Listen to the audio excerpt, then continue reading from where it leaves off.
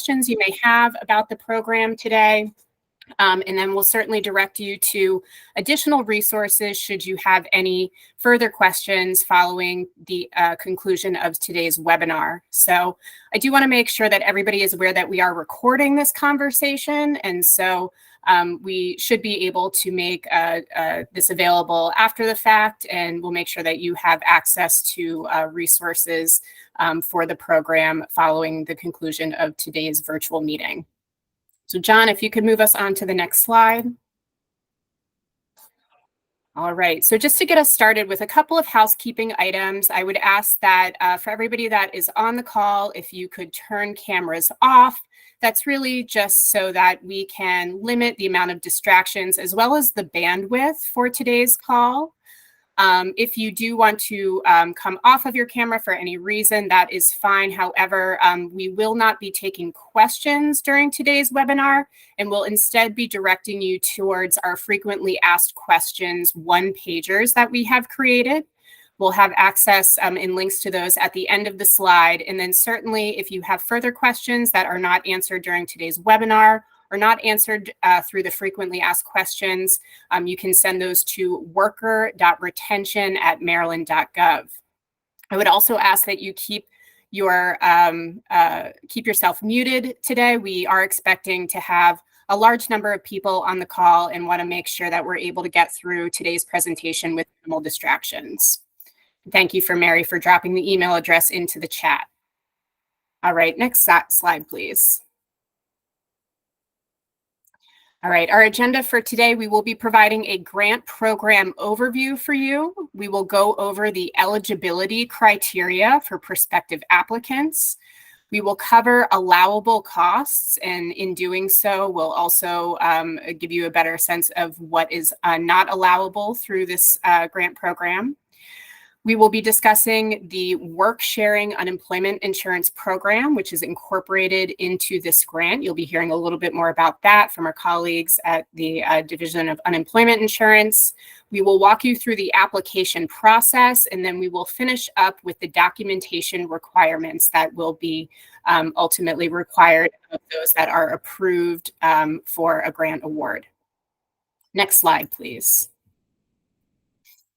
All right, so to give you a bit of a program overview, as many of you on this call may know, Governor Wes Moore invested $12,500,000 in combined federal and state funds to establish the Port of Baltimore Worker Retention Program.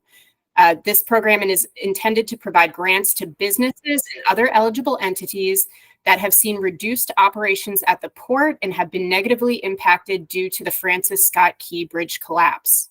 The goal of this program is to minimize or eliminate the need for businesses that are impacted by this disaster to avoid layoffs and to retain their employees until the port fully reopens.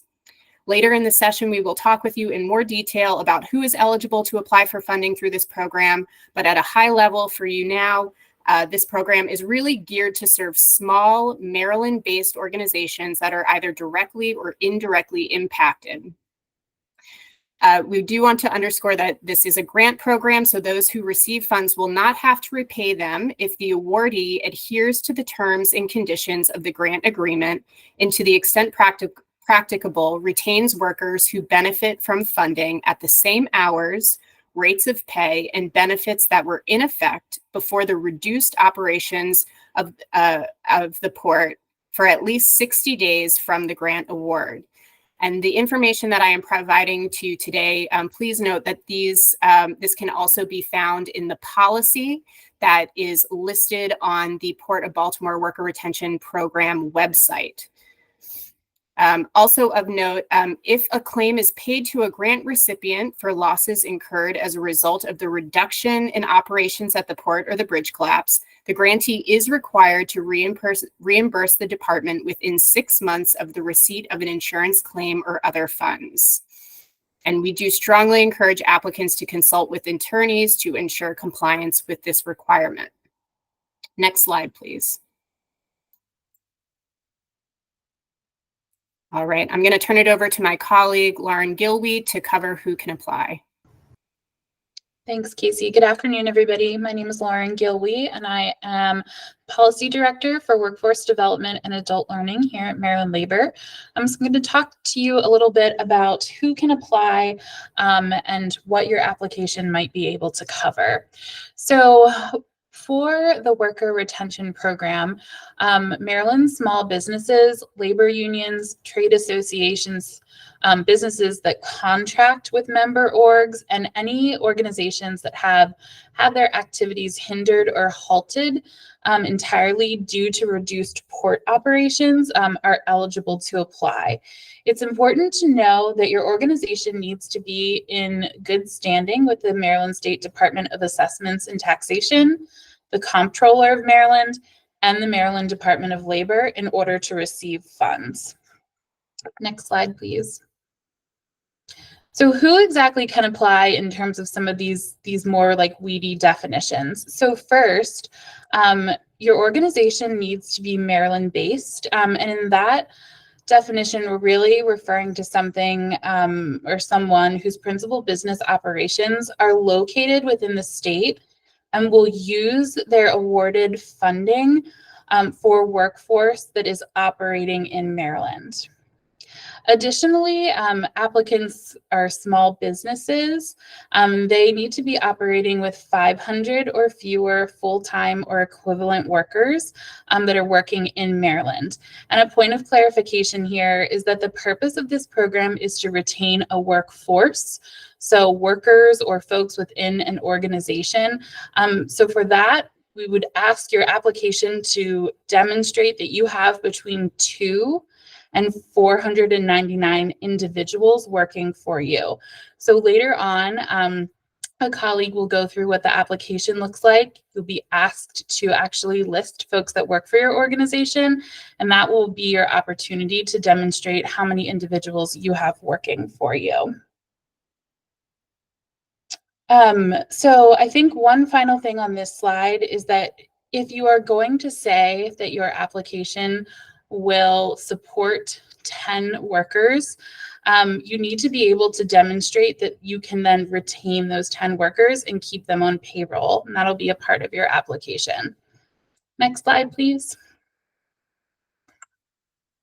So in terms of who exactly can apply, we've come up with a list here that we can go through. So it could be any type of business or organization that's located directly within the port. That could be rail, terminal operators, any type of storage operator, folks that have to do with auto, labor unions. The next slide continues the list, please. Roll on, roll off terminal operators, which is a special part of auto that we see at the port, warehousing, distribution, logistics operations, manufacturers, or any other business that can demonstrate that they've been negatively impacted due to what's occurred at the port. So if you are on the phone today and you are another type of business that isn't listed here, but you have felt an impact and you can demonstrate that to us, we encourage you to go ahead and send in an application. Next slide, please. When you apply, we're going to ask you to consider a couple of things. So first of all, we want this program to help you keep your workforce connected to their job. So in receiving an award, you are committing to the fullest extent practicable that you are going to resume your operations and retain your workers until the port reopens. We really, really want to see you retain your workforce for at least 60 days following an award. Additionally, applicants need to promptly file insurance claims that are related to the reduced port operations and notify Maryland Labor within 15 days of doing so. So if you're going through the program with us and getting support, if you're also simultaneously going through the process to file an insurance claim, we need to know about that. Okay, and then next one. So how exactly can organizations use the funds? So we have several listed items here, and then also we'll consider, other things with our approval. So the first item is payroll costs. So if you see a need to help with wages in order to keep your staff connected to their job during this period, the grant award could pay for that. We also can cover training costs. So if you feel that there's an opportunity to keep your workers connected to you right now, but maybe sending them to training while you're a little bit light on activities, that's something that this could also cover. So potentially like an OSHA or some other kind of safety training.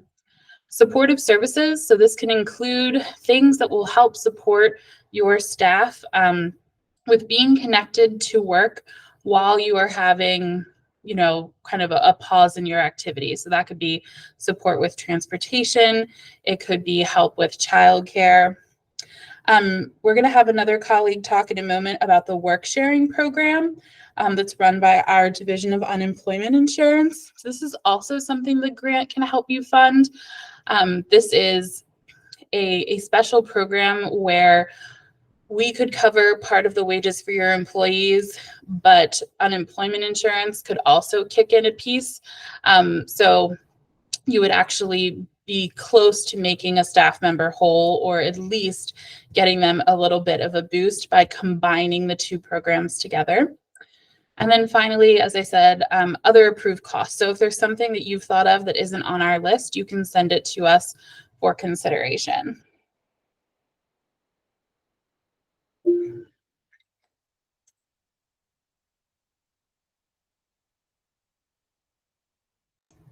And I think now I'm going to turn it over to my colleague, Anne, to talk about work sharing.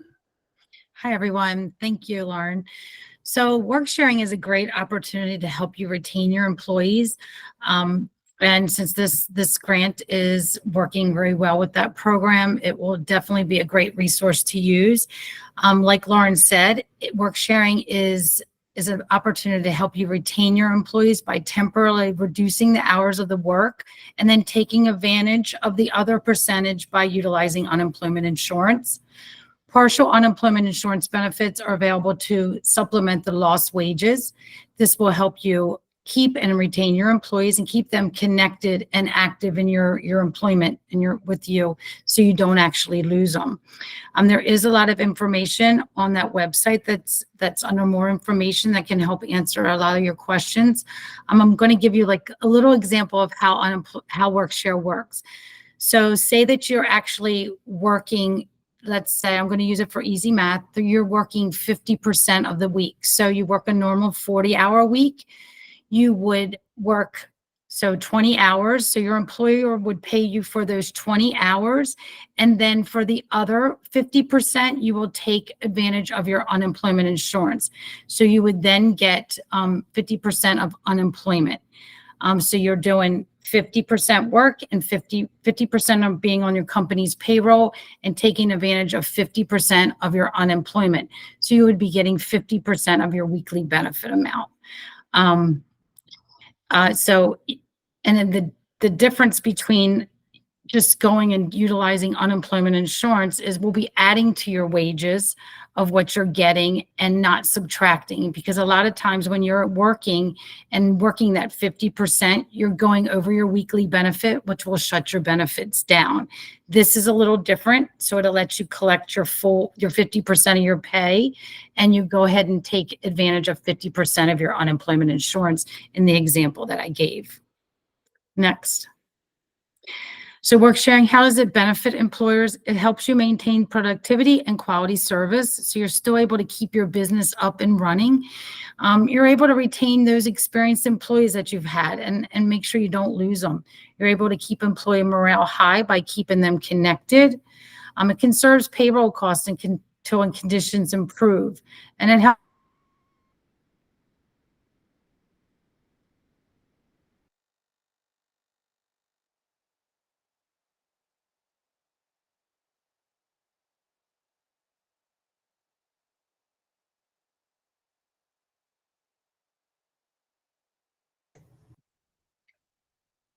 reduces the new set Can you hear me? Yes, we can hear you now, Anne.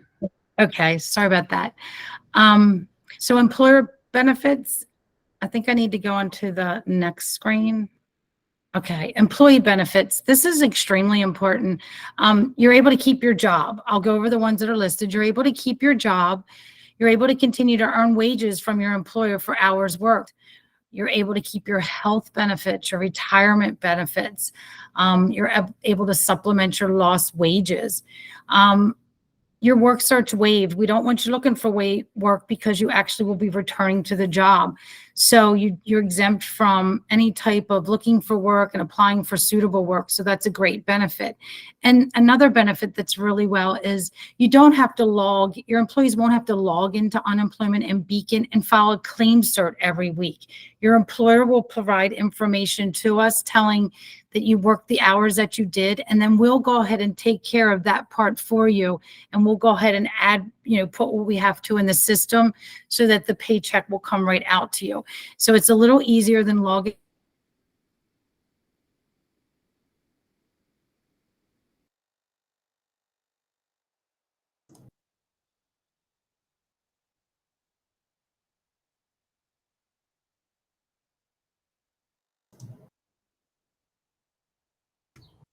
Let's give Anne 1 second to come on back. We'll remind her where she left off.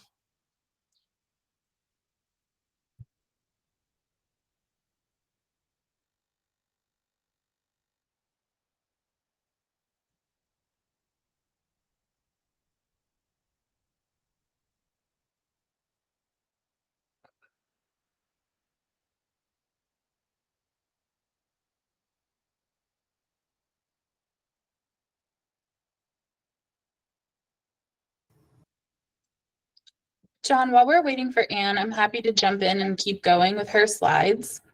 That would be great. Thank you, Lauren. No problem. And we could go to the next slide then. Great. So the requirements of the work sharing program is that your organization has to have a minimum of 2 employees affected. Additionally, the purpose of it is that you're going to be reducing the employees' hours by 10 or 60%. So if the business can afford to keep them on and pay like part of the time, the unemployment insurance work sharing piece can kick in for the remainder. So the purpose is that you reduce the percentage of hours of work equally among a unit of employees. However, that percentage could be different from unit to unit. So if you have a large type of organization down at the port, but you have one piece of your operation that has 10 employees, you would want to spread this program equally across those 10. In alignment with unemployment insurance benefits that we do regularly, it's a 26-week benefit in the state of Maryland. It's not for seasonal or cyclical shutdowns, so things that we might see with organizations that like ramp up around the holidays and then reduce their workforce after the fact. Work sharing really isn't for that. It's really more for disruptions that are kind of described with or really happening at the port right now. An employee is eligible to participate if they are current on their unemployment insurance tax contributions, which is something that we verify here at the Maryland Department of Labor. An individual who benefits from the program needs to have been connected to that employer for at least 3 months.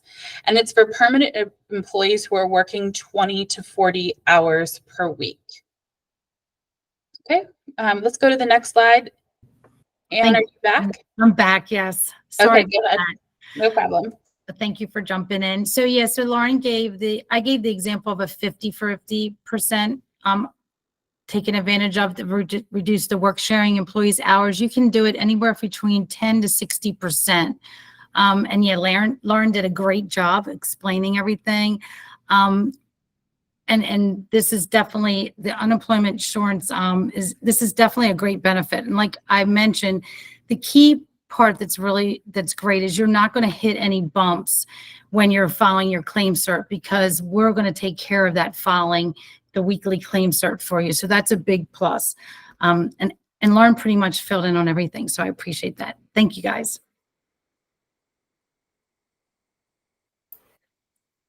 All right, thanks, Anne and Lauren. So Circling back a bit to what you can expect in terms of the application process and what we are looking for. So grant awards will be provided in the form of advance payments to approved applicants for eligible costs. We will consider expenses dating back to the institution of the state of emergency on March 26, 2024, but we strongly encourage all applicants to submit the required documentation to labor for all approved purchases, payroll expenses during at the point of application and during reporting closeout. So this slide is very important, not to be cheeky, but please save any receipts or documents related to expenses that are covered with award funding. We will be talking about monitoring a bit later, and this is particularly pertinent to any future monitoring that takes place with this grant. Next slide, thank you. So the application process itself, there are three major components that must be submitted, and to apply, we are asking prospective applicants to submit their application electronically to worker.retention@maryland.gov. And we will accept and review applications on a rolling first come, first served basis until program funds are exhausted or the program concludes. We are looking for a budget component, a narrative component, and a W-9. All of those must be completed and must contain accurate information across all three components. As an example, the narrative component asks for a legal business name, and we are looking for that name to match what is listed on the W-9. That's the same with addresses and FEIN numbers. We will consider one application per unique business entity, and application templates for this program can be found online. And I believe we can drop a link into the chat that includes information about where all of the templates and more information can be found. Next slide, please. Oh. So this is just a repeat of what I said. There's the link for you. And again, we are accepting all of these applications electronically by submitting the applications in their entirety to worker.retention@maryland.gov. Next slide. In terms of the application process itself, we will be reviewing applications that are submitted within 5 business days of receipt. There will be at least 2 unique staff members that review each application and a member of the Division of Workforce Development and Adult Learning's fiscal unit who will approve each grant prior to funding notification. We will be informing applicants via email whether their application for the Worker Retention Program has been approved or denied within 5 business days of application receipt. If approved, we will provide the business with a Port of Baltimore Worker Retention Program award notification to be executed by the business. And please note, we will also be providing technical assistance via email as well if we receive an application that is missing any of the required elements, or if we have questions about anything that was included in the narrative or budget. Next slide. All right, so approved businesses must submit their completed grant agreements to the Maryland Department of Labor for review within 5 business days of notification per the instructions on the award letter. This again should be submitted via email. All of the communication with businesses for the most part is taking place through that worker.retention@maryland.gov email or through targeted communication from several staff that are assisting with generating award agreements for businesses. Once signed and returned to the department, the grant award is considered executed. If an applicant requires additional time to return the agreement, a request must be made in writing via email within 5 business days timeline. Grant agreements that are not returned to the department within 5 business days will be considered null and void, and the applicant will forfeit the grant. After a grant agreement has been formally executed, the department will provide the full award to the recipient in accordance with federal law. If the application changes at all due to unforeseen circumstances, businesses can submit a modification request within 30 calendar days. Next slide, please. All right. In terms of reporting, we are requiring that applicants and awardees submit a final narrative report and a final expense report within 30 days of exhausting their grant funding. In that, grantees must include the following: a description of the actions taken by the organization and how the funds were used to assist the organization and impacted workers, an attestation that the applicable staff were retained at their standard hours, wages, and benefits, and a description of any layoffs that occurred despite having received grant assistance if applicable. Grantees are required to report the resolution of any insurance claims and answer any requests regarding the status of a claim, even if it occurs after the grant has been closed out. Next slide.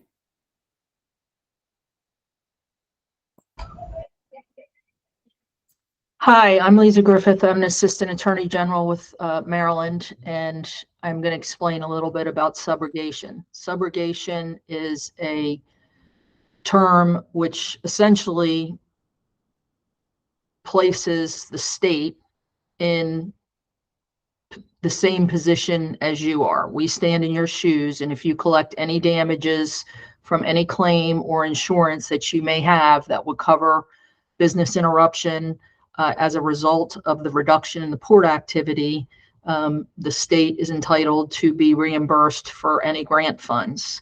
That is part of the statute that set up this program and will also be part of your grant agreement. So if you receive a grant under this program, you are required to notify the department about any insurance coverage or any other claims that you may have as a result of the reduction of the port hours. You have to respond to our requests about information regarding those claims. And if you receive an award, you have to reimburse the state for an amount up to whatever the grant award is within 6 months of receipt of those funds. If you have questions about this, you should speak with your attorneys about what your obligation is under the grant agreement. And certainly, if you have any questions, you can send those into the Worker Retention Program email. I'm going to turn this over to Tanya now, who will have more information about monitoring. Okay, great. Thank you, Lisa. Hello, my name is Tanya Washington, and I am the Monitoring Compliance Manager under the Maryland Department of Labor's DWDAL. So typically when you think about audit or monitoring, it sometimes raises a person's stress level. But no worries here. We're just here to help you succeed and maintain compliance throughout the project. So I just want to cover a few things. Terms and conditions. Casey spoke about this earlier, but the purpose of the monitoring review is to ensure the integrity of the workforce systems project activities that are related to the fiscal management of this grant. So all grantees are advised to pay close attention to the terms and conditions of the award. This is very important because the fiscal review will be conducted to determine if the funds were spent based on the approved budget provided by your business. All grantees must follow the Maryland Department of Labor's record-keeping requirements. This is where you will be tested on the soundness of your organizational system or your operational system. You must ensure that you have checks and balances in place that will allow delivery of the requested documentation information that we request from you, mainly employee wages or timesheets. All grantees must retain the records and supporting documentation for all related expenses. Again, this is to test the soundness of your operations and to ensure a smooth review process. Documentation that will be requested could be your payroll records or register and timesheets for those impacted by the event. We may ask for your bank statements to verify direct deposits, canceled checks, or wage payments. Now, Lauren mentioned items earlier in the presentation regarding training costs. When we think about training costs, there are certain things that we want to know about this cost. We want to know who provided the training, and whether the employee completed the training. If you are providing supportive services, there must be some acknowledgement or receipt of payment documentation, the purpose of the support and how it was dispersed. We need to see the documentation for that. If you are receiving a work share agreement, we may request a copy of your approved work share agreement if we do not see it in your file. It must highlight the same staff that you identified in your application or agreement. It must align with the adjusted timesheets and hours. If you, the grantee, purchase goods and services under this grant that's considered other approved costs, we will require backup documentation for those items as well. So you have to make sure or ensure that you keep your records for 4 years, as you have no way of knowing when we might monitor you. And so in prior projects, grantees did not keep records of their purchases or budgeted activities and therefore had to return funds to the state of Maryland. So when we request documentation from you, any employee information that identifies the individual's personal characteristics, such as their full Social Security number. Next slide, please. And so when we request documentation from you, any information that identifies the individual's personal characteristics such as Social Security numbers, address, date of birth, is considered PII. Therefore, it must be redacted from any information before you send it to us. Also ensure that this information is stored in locked cabinets per the privacy and data policy that has been established by the state of Maryland. Next slide, please. So, fair practices and accessibility. It is the Maryland Department of Labor's policy that when receiving funding from this department, that is universally accessible by all.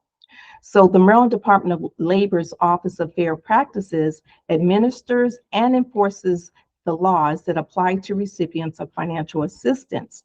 So to access any services under this grant, grantees must provide access in an equitable manner that avoids the appearance of discrimination on any of the topics listed in the slide.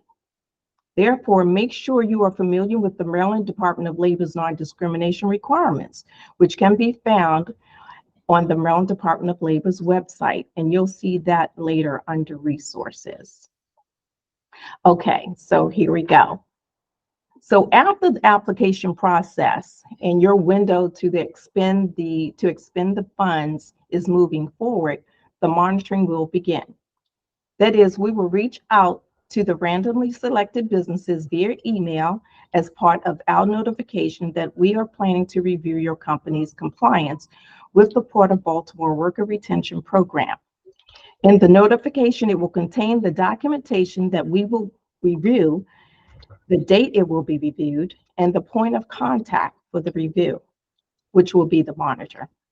The company will be given 15 days to provide this information to the state point of contact via email. Just note that this review will be remote. It will not be a visit to your company.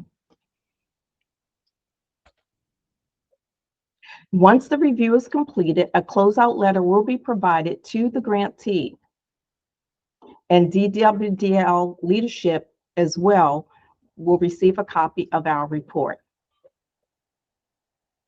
Next slide. I turn it back over to Casey or John. All right, thank you so much, Tanya.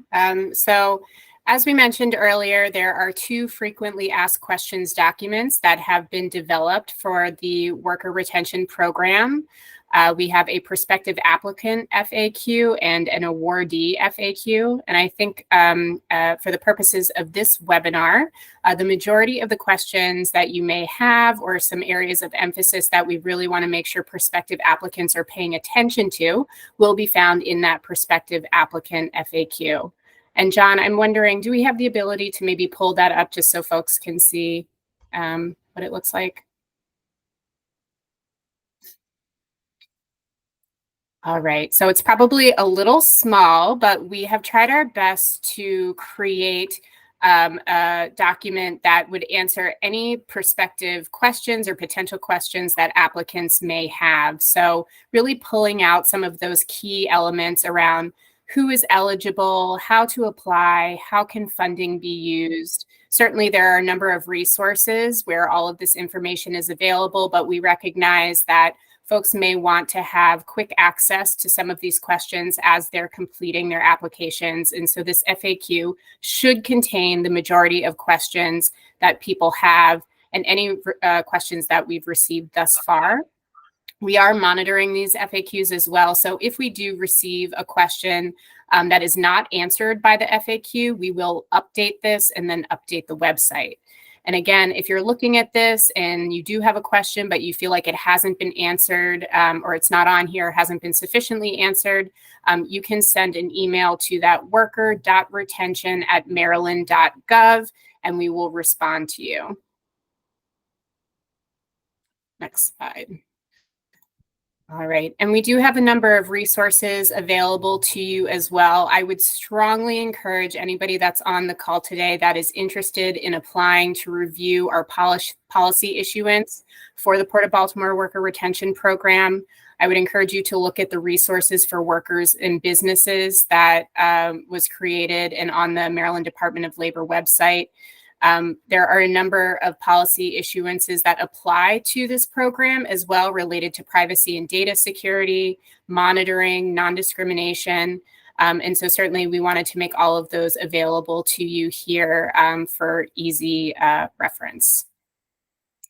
So that concludes our webinar for today. As I mentioned, we will not be taking questions during the webinar. However, we would like you to review that frequently asked questions document if you feel as though you have a lingering question that was not answered today, and certainly encourage you to send any questions to that email. It is being monitored closely by labor staff, and so we will get back to you in a timely manner so that you can complete your application quickly. Thank you to everybody that joined us today. I appreciate you being here and wanting to learn more about this program, and we'll look forward to receiving applications from you should you decide to move forward. Thank you.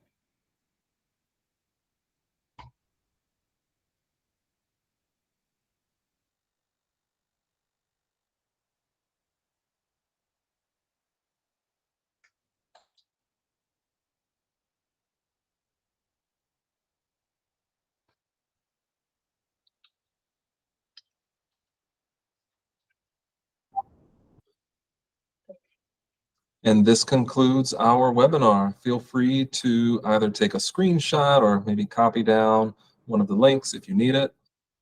We will close this webinar in just a moment.